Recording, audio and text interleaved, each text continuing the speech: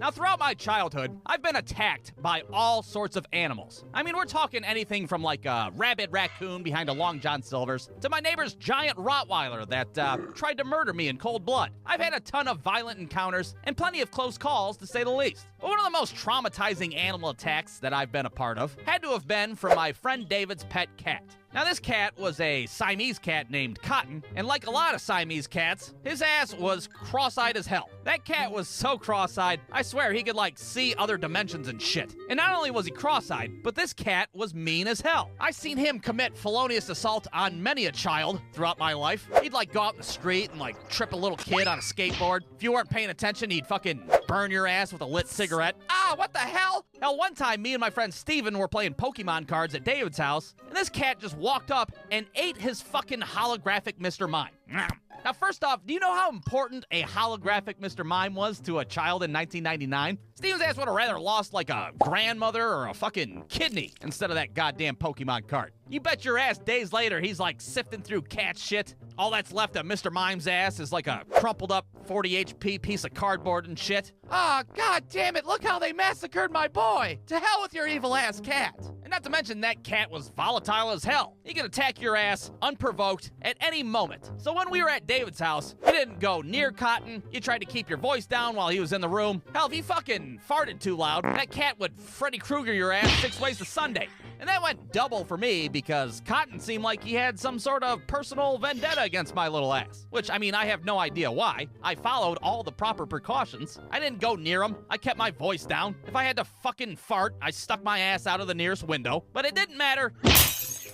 He attacked me regardless. It got so bad, when I'd come home from David's house, my parents would be like, holy hell, look, I don't know if you can file a restraining order against a household pet, but maybe you should give it a try. And like I mentioned before, Cotton was cross-eyed as hell. So you didn't know if he was looking at you, or your friend next to you, or if he was looking out the fucking window. You didn't know who that cat was about to target. Are you staring at my goofy-ass eyeball? No. Please don't hurt us. I'm not talking to you guys, I'm talking about that kid across the street, goddammit. Ah, what the fuck? Now, one thing that I failed to mention about Cotton the cat is that his ass would have seizures from time to time. That's right, apparently cats can have epilepsy. That's a real thing. His ass was diagnosed by a veterinarian and everything. Oh yeah, your cat's gonna have seizures and flip-flop around like a fucking bluegill out of water. He'll be fine though, just keep him away from like hardwood floors and probably the staircase. Now these seizures that Cotton would have never really seemed to bother him all that much. He would just kind of like spaz out for a minute or two, and then he'd just pop up and walk away like nothing ever happened. But these seizures would happen all of the time. They happened so frequently, it wasn't even like a big deal to us. It was just like a common occurrence in David's house. We'd be sitting on the couch watching TV. Cotton's ass would be over there like, dude, turn your TV up. I can hardly hear Boy Meets World over your loud-ass spastic cat. Well, fuck you, Mr. Feeney. I'm not going to detention. How about that?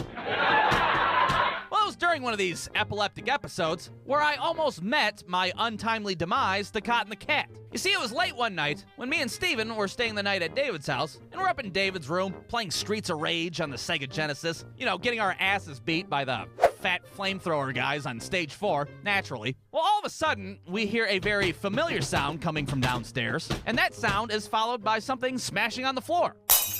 So we go down to David's living room to investigate, and what we find is a broken lamp and Cotton the cat's epileptic ass laying on the floor. Apparently he was laying on a table, had a seizure, knocked the lamp over, no big deal. The only problem was, Cotton's ass is just laying there, not moving at all. Now, my first thought is, holy hell, he's dead. Cotton's ass finally fucking rattled his brains into mashed potatoes. So we're all standing there thinking we're looking at a deceased household pet. Everybody's traumatized as hell. Well, everybody except for Steven's ass, that is. Yeah, that's what you get, you fucking Mr. Mime murdering piece of shit. Well, suddenly, Cotton rises up, stares directly at me. I know that because his eyes are no longer fucking cross-eyed. I don't know if his ass shook his eyeballs straight or what during the seizure, but what I can tell you is that his ass leapt at me like a goddamn Ninja Turtle, and then he clung himself onto me like a fucking koala bear on a eucalyptus tree. Now, real quick, it's important to note that I don't draw ears on my characters usually, because I'm a lazy piece of shit. But because of the nature of this attack, I'm gonna put a fucking ear on my character.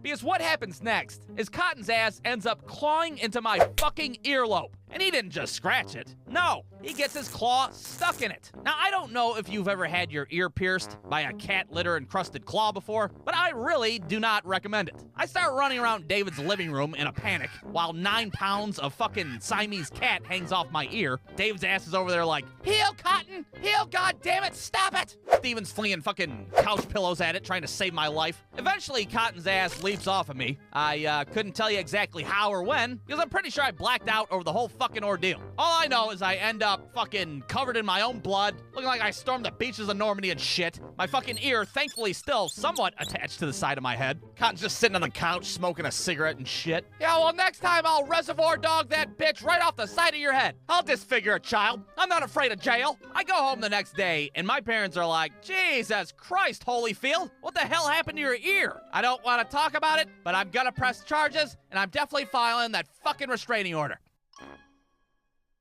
Brewstew.com